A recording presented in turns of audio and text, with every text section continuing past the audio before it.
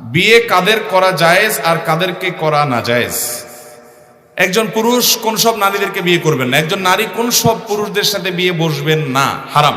এ সম্পর্কে সূরা নিসার 23 নম্বর আয়াতে আল্লাহ রাব্বুল আলামিন 14 জনের একটা তালিকা দিয়েছেন। এর মধ্যে প্রথম হলেন মা। একজন পুরুষ তার মায়ের সঙ্গে বিয়ে বন্ধনে আবদ্ধ হতে পারবেন না। দ্বিতীয় হলো বোন, তৃতীয় হলো কন্যা, চতুর্থ হলো খালা, এরপর হলো ফুফু, এরপর হলো ভাতিজি, তারপর হলো ভাগ্নি, তারপর হলো শাশুড়ি, তারপর হলো পুত্রবধূ, এরপর হলো নিজের স্ত্রী, যিনি যার সঙ্গে তিনি সংসার করেন, শারীরিক সম্পর্ক করেছেন। এই স্ত্রীর অন্য ঘরের কোনো কন্যা যদি থাকে তাকে বিয়ে করা যাবে না।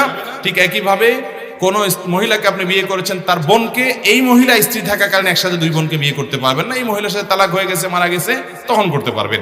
এর পাশাপাশি অন্যের স্ত্রী থাকাকালীন অবস্থায় ভদ্র মহিলাকে আপনি বিয়ে করতে পারবেন না। এছাড়া অন্যান্য মহিলাদেরকে আপনি বিয়ে করতে পারবেন। যাদেরকে আপনি বিয়ে করতে পারবেন না তাদের সাথে আপনার দেখা দেওয়া জায়েজ, কারণ তাদের সাথে আপনার রক্তের সম্পর্ক আছে। আর যাদেরকে আপনি বিয়ে করতে পারবেন তাদের সাথে দেখা করা জায়েজ নাই, কারণ সেখানে আপনার পর্দার বিধান আছে, সেখানে আপনার মনের ভিতরে বাজে চিন্তা আসার সম্ভাবনা জোরালো, সেজন্য সেখানে পর্দা করার নির্দেশ করেছে, কারণ সেখানে বিয়ে করার অপশন খোলা আছে।